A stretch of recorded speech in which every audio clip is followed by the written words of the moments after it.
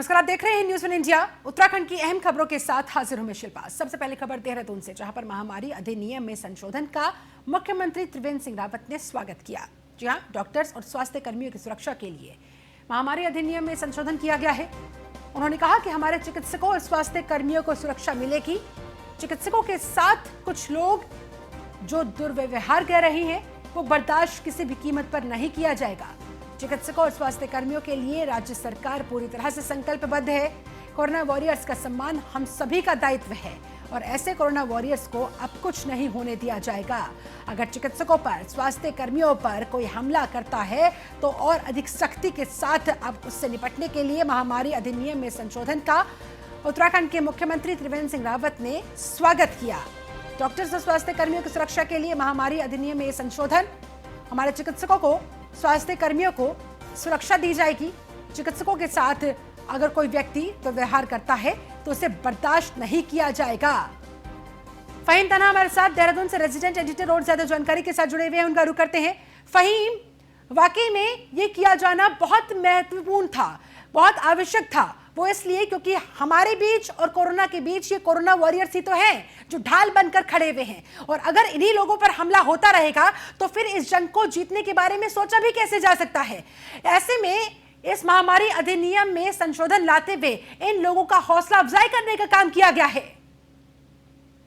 बिल्कुल, देखिए शिल्पा, ये बहुत जरूरी था कि जो कोरोना वॉरियर्स हैं फ्रंट फुट पर खड़े हैं, फ्रंट लाइन में खड़े हैं और जो कोरोना की जंग में इस कोरोना को हराने में खड़े हैं, इलाज के लिए खड़े हैं, उनकी सुरक्षा को लेकर के उपाय होने बहुत जरूरी थे। और जैसा कि हमको पता है कि आईएमए इस बात को लेकर के बहुत नाराज था, आंदोलन तक का तैयारी कर ली थी आईएमए ने। और जाहिर सी बात है कि सरकार ने जब इससे में बदलाव करते हुए उनको सुरक्षा के उपाय किए हैं तो ये कहीं ना कहीं बहुत अच्छा प्रभावी कदम है और एक उनका उत्साहवर्धन, कोरोना वॉरियर्स का, सारे डॉक्टर्स का उत्साहवर्धन करने के लिए कदम है। और साफ तौर पर ये संकेत भी है, संदेश भी है कि किसी तरीके से भी अगर डॉक्टर्स के साथ कोई बदतमीजी की जाती है तो उसके खिलाफ सख्त कार्रवाई होगी। और ये गैर जमानती अपराध इसको घोषित कर दिया गया है। तो अब 7 साल का इसमें जेल है, 5 लाख तक का जुर्माना है, तो बड़े प्रावधान है शिल्पा ये। और ये बेहद जरूरी था। जिस तरीके से हमने पिछले दिनों की घटनाएं देखी जो बहुत शर्मसार करने वाली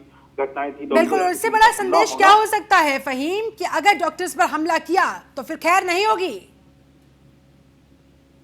बिल्कुल, देखिए, बिल्कुल ये तो कोरोना महामारी की बात है। अगर हम इससे इधर बात कर लें तो डॉक्टर्स को भगवान का दर्जा दिया जाता है, यानी भगवान के बाद अगर किसी पर यकीन होता है बीमारी के वक्त में तो डॉक्टर पर होता है। और कहा भी जाता है कि डॉक्टर, जो डॉक्टर के भेष में भगवान है या ईश्वर है, वो मदद के लिए आते हैं। तो डॉक्टर को लेकर के इस तरह का जो नजरिया है कुछ दिनों से देखने को आया, कुछ घटनाएं कोरोना महामारी जैसी हालात में हुई तो काफी चिंता करने वाली थी। और साफ तौर पर एक संदेश दे दिया है कि कोई भी अगर इस तरह की हरकत होगी तो सख्त कार्रवाई होगी। चलिए ठीक है फहीम, आप हमारे साथ बने रहे, आगे भी आपसे बातचीत जारी रखेंगे। एक और महत्वपूर्ण खबर देहरादून से ही, जहां पर सरकार ने फीस नहीं बढ़ाने के आदेश जारी किए हैं। जी हां, सत्र 2020-21 में निजी विद्यालय किसी भी परिस्थिति में फीस नहीं बढ़ा सकेंगे। निजी, सरकारी, सहायता प्राप्त अशासकीय विद्यालयों में स्वेच्छा से फीस जमा करने की अनुमति। स्कूल किसी भी अभिभावक पर किसी भी तरह का कोई भी दबाव नहीं बना सकता। फीस जमा ना होने पर बच्चों को स्कूल से नहीं निकाल सकता। ऑनलाइन क्लासेस में सभी बच्चों को समान रूप से शिक्षा देने का आदेश भी जारी किया गया। स्कूल प्रबंधन को टीचर सहित अपने सभी स्टाफ को वेतन देने के भी आदेश जारी किए गए।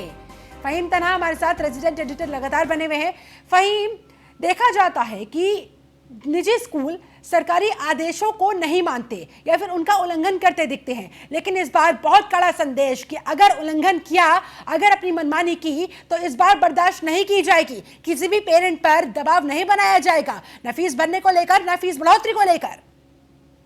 देखिए शिल्पा, इसमें 2 तरह की बातें हो रही थी। एक तो ये कि एक पक्ष था वो फीस 3 महीने की माफ करने को लेकर के सरकार से उम्मीद कर रहा था और अलग अलग स्तरों पर समाज स्थापित कर रहा था। और दूसरा एक पहलू ये था कि जो स्टाफ हैं स्कूलों के, निजी स्कूलों के, तो जो टीचर्स हैं या दूसरे स्टाफ, तो कई जगह से शिकायतें आ रही थी कि उनको वेतन नहीं दिया जा रहा है या वेतन में कटौती की जा रही है। ये कहा जा रहा है कि उनका वेतन जो है वो अलग अलग कारण से काटा गया है। कुछ ने कहा, कुछ स्कूलों की तरफ से अपील थी कि मुख्यमंत्री राहत कोष में, प्रधानमंत्री राहत कोष में गया तो उसमें वेतन काट दिया गया। बहरहाल ये दोनों ही पहलुओं को देखते हुए बहुत स्पष्ट तौर पर आदेश कर दिया गया है कि एक तो किसी टीचर का, स्टाफ का वेतन नहीं कटेगा, और दूसरी बात फीस को लेकर के फीस माफी का फैसला तो नहीं लिया, लेकिन ये कहा गया जो सक्षम परिवार हैं, यानी स्कूल फीस के लिए एक बार कह सकता है, तो जो सक्षम परिवार होंगे वो फीस जमा कर दें, और जो सक्षम नहीं हो पाएंगे उन पर दबाव ना बनाया जाए, उनके बच्चे को स्कूल से ना निकाला जाए। एक साथ फीस, यानी जैसे 3 महीने का होता है, आमतौर पर होता है जो सेशन वाला जो महीना होता है मई जून का, उसमें एक साथ 2 या 3 महीने की फीस जमा कराई जाती है बहुत सारे स्कूल में, तो इसके लिए भी मना कर दिया गया। नहीं, करंट महीने की फीस जमा होगी और सिर्फ वही फीस जमा करेंगे जो सक्षम होंगे। आप सिर्फ कह सकते हैं फीस के लिए, दबाव नहीं बनाएंगे। ये तमाम तरह के प्रावधान करते हुए स्पष्ट तौर पर आदेश कर दिया है, और ये उम्मीद की है कि वेतन जरूर कर्मचारियों को स्टाफ कर दिया जाए, उसमें कहीं किसी तरीके की। लेकिन अगर कुछ निजी स्कूलों ने इसका पालन नहीं किया तो फिर उसके लिए क्या कुछ किया जाएगा? क्या मॉनिटरिंग के लिए कोई टीम, कोई ऐसी कमेटी? जी बिल्कुल, उसमें कह दिया गया है कि अगर कोई शिकायत इस तरीके आती है तो उसके खिलाफ कार्रवाई होगी। उस कार्रवाई में जो नियम है, उस नियम के तहत उन पर नोटिस है, हर्जाना जुर्माना भी लगाया जा सकता है, और दूसरा जो उनकी एनओसी है उसको भी हट किया जा सकता है। तो ये तमाम प्रावधान है, यानी कि पेरेंट्स को यहाँ पर पूरी तरह से राहत देने की कोशिश। बहुत शुक्रिया आपका फ़हीम तन्हा हमारे साथ जुड़ने के लिए, इस पूरी जानकारी को हम तक पहुँचाने के लिए। उधर उत्तराखंड पुलिस की मुसलमानों से अपील सामने आई है। रमजान के महीने में सावधानी और अधिक बरतने की अपील यहां पर पुलिस की तरफ से की गई है। डीजी कानून व्यवस्था ने कहा कि लॉकडाउन का पालन करें लोग, रमजान में भी नमाज और रोजे इफ्तारी के काम घर में ही रहकर करें, यानी कि किसी भी सूरत हाल में घर से बाहर आप लोगों को नहीं निकलना है। मुसलमानों से खास तौर पर यह अपील उत्तराखंड पुलिस की सामने आई है। अन्य समुदाय के लोग भी किसी भी तरह से माहौल को खराब करने की कोशिश ना करें। अगर कोई कोशिश करता हुआ पकड़ा जाता है तो फिर सख्त से सख्त कार्रवाई उस व्यक्ति पर की जाएगी। कोई भी सौहार्द खराब करेगा तो उसके खिलाफ कानूनी कार्रवाई होगी। डीजी की तरफ से खुद ये निर्देश जारी किए गए। रमजान के महीने में और अधिक सावधानी बरतने की मुसलमानों से अपील की गई है। डीजी कानून व्यवस्था ने कहा कि लॉकडाउन का लोग पालन करें। रमजान के महीने में भी नमाज अगर करनी हो, रोजे इफ्तारी के जो भी काम करने हो वो घर पर ही रहकर करें। खबर जसपुर से, जहां पर पुलिस की गाड़ी के शीशे तोड़े गए। झगड़े की सूचना मिलने के बाद पुलिस वहां पर पहुंची हुई थी, जब पुलिस पर ही अटैक कर दिया गया। पुलिस ने फिलहाल इस मामले में 4 लोगों को हिरासत में ले लिया है। पुलिस ने इन लोगों के खिलाफ मुकदमा भी दर्ज कर लिया है। दरअसल 2 पक्षों के बीच झगड़े की सूचना मिलने के बाद जब पुलिस वहां पर पहुंची तो पुलिस पर भी हमला बोल दिया गया। पुलिस की गाड़ी पर देखिए किस तरह से हमला करके गाड़ी का अगला शीशा तोड़ दिया गया। जसपुर से एक खबर है, ये तस्वीरें हैं। पुलिस की गाड़ी के शीशे तोड़ दिए गए यहाँ पर। इसके बाद पुलिस ने इस मामले में 4 लोगों को गिरफ्तार कर लिया और इनके खिलाफ एफआईआर दर्ज की जा चुकी है।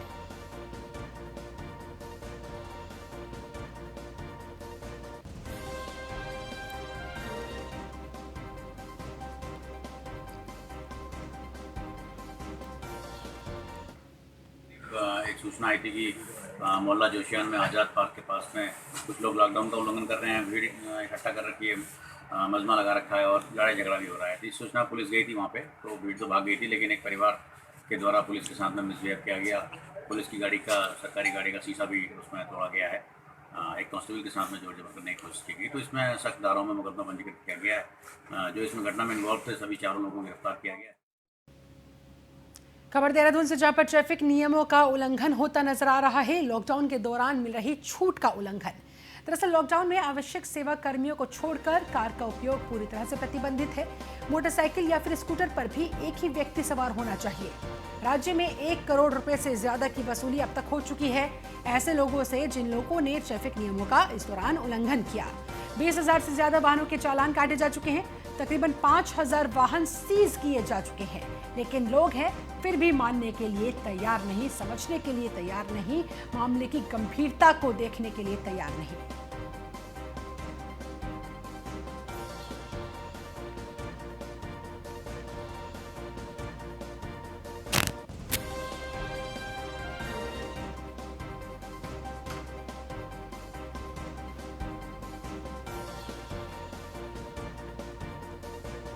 तो लॉकडाउन में आवश्यक सेवाओं को छोड़कर अन्य तमाम कारों पर पूरी तरह से प्रतिबंध है। मोटरसाइकिल या फिर स्कूटर पर भी केवल एक ही व्यक्ति सवार हो सकता है, एक ही को इजाजत है। लेकिन कुछ लोग अभी भी इन नियमों का उल्लंघन करते दिख रहे हैं और जो लोग उल्लंघन करते मिल रहे हैं उनका चालान काटा। लगभग 1 महीने से ज़्यादा समय हो गया है और ट्रैफिक नियमों को लेकर के तमाम कवायद की जा रही है पुलिस के द्वारा। लगातार जो लॉकडाउन के नियम हैं, जो कानून बनाए गए हैं ट्रैफिक को लेकर के उसका पालन हो। लेकिन हम देखते हैं कि जो लॉकडाउन खुलने का समय है, दुकानें खुलने का समय है सुबह 7 बजे से 1 बजे तक, उसमें लगातार सड़कों पर भीड़ और भारी वाहन आते हैं और डबल राइडिंग करते हुए लोग नजर आते हैं। जिस तरीके से हम देख रहे हैं पुलिस काफ़ी मेहनत करती है, लोगों को लगातार समझा रही है कि डबल राइडिंग नहीं करनी है या कार लेकर के नहीं जानी है, केवल एसेंशियल सर्विसेज के लोग ही कार लेकर के जाते हैं और उसमें भी नियमों का पालन करना होगा, जो सोशल डिस्टेंसिंग का होगा। लेकिन लोग देख रहे हैं लगातार ना मोटरसाइकिल पर सोशल डिस्टेंसिंग का पालन है, डबल राइडिंग का मना, लेकिन उसके बावजूद भी लोग लगातार पहुंच रहे हैं। पुलिस अपनी कवायद कर रही है, उनको रोक रही है और कार्रवाई भी कर रही है और यही वजह है कि बड़ी कार्रवाई रोज हो रही है और खुद क्षेत्राधिकारी को भी और पुलिस के बड़े अधिकारियों को भी पूरी तरीके से करनी पड़ रही है। हमारे साथ तो सीओ साहब मौजूद हैं। तब क्या लगातार लोग पालन कर रहे हैं इसका? हम देख रहे हैं कि डबल राइडिंग भी हुई है और कारें भी लेकर चल रहे हैं। इसमें ज़्यादातर लोग ऐसे हैं जिनको एक को वेरीफाई कर रहे हैं। इसमें ज़्यादातर लोग वैसे हैं जो मेडिकल रीजन की वजह से कमर में किसी के पटा है, अभी जो 2 गाड़ियाँ निकली उनमें 2 महिलाएं बैठी वो प्रेग्नेंट है, तो ऐसे किसी मामले में हम इनका मेडिकल का पता देते हैं और तय करते हैं कि वाकई में ही जरूरतमंद लोग हैं वो बाहर निकले हैं। ऐसा है कि कोई गैर जरूरत वाले आए तो उनके हमने चालान भी किए हैं और गाड़ियाँ सीज भी कर रहे हैं। तो इसमें ट्रैफिक के लोग, सीयू के लोग भी यहाँ पर लगे हुए हैं, दोनों तरफ हमारी ड्यूटियाँ लगी हैं और लगातार हम कार्रवाई कर रहे हैं। ऐसा है कि लोग जो है जरूरत निकल रहे हैं कर रहे हैं, कुछ लोग जरूरत लेकर पे हम सख्त कार्रवाई कर रहे हैं और ऐसा कोई भी अभी हम बैरियर को पार नहीं कर पा रहे, गैर जरूरी निकल रहा है।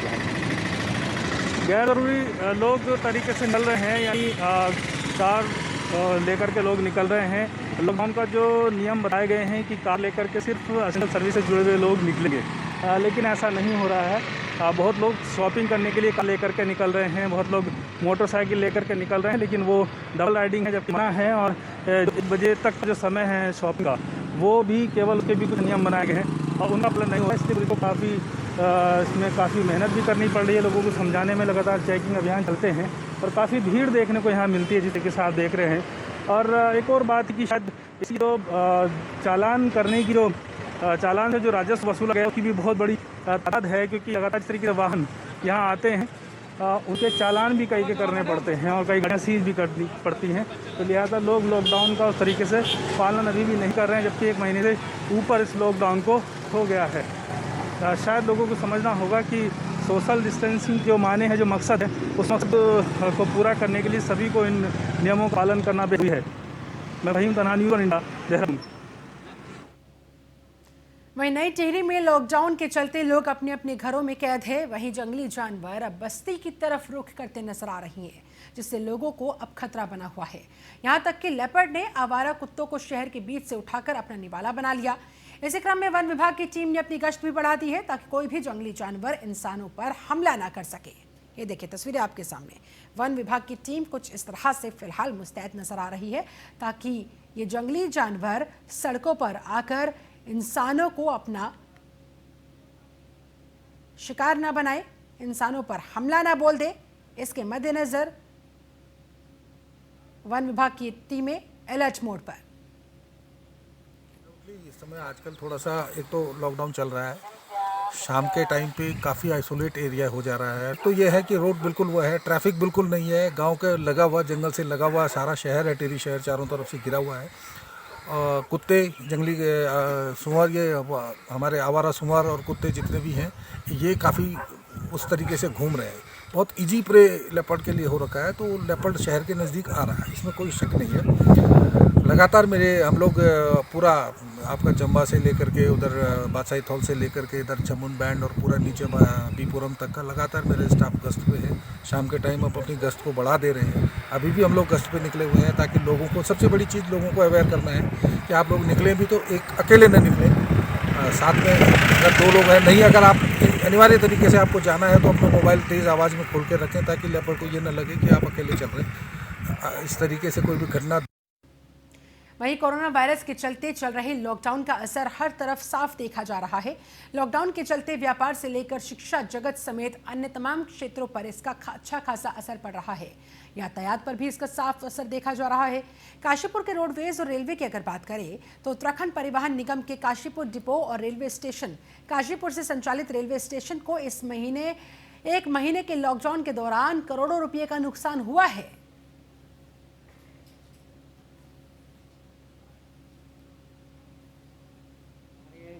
काशीपुर जो है हमारे पास काशीपुर के अलावा 8 स्टेशन, कुल 7 स्टेशन और हैं, टोटल 8 स्टेशन हैं। तो 8 स्टेशन पर इस 31 दिन में हमारा 1,10,75,649 रुपये जो है केवल अनारक्षित टिकट से, और आरक्षित टिकट से 62,77,500 का नुकसान हुआ है। तो टोटल हमारा हो गया। उसके बाद पार्सल से भी हमारा नुकसान हुआ है। इसमें हमारा पूरे महीने में 5,95,665 रुपये का पार्सल से नुकसान हुआ है। या कुछ खान पान की लाइसेंस फीस वगैरह रहती हैं, उसमें हमारा 1,04,500 रुपये का नुकसान हुआ। चलिए इसी के साथ उत्तराखंड की अहम खबरों में फिलहाल बस इतना ही। वक्त एक ब्रेक का है।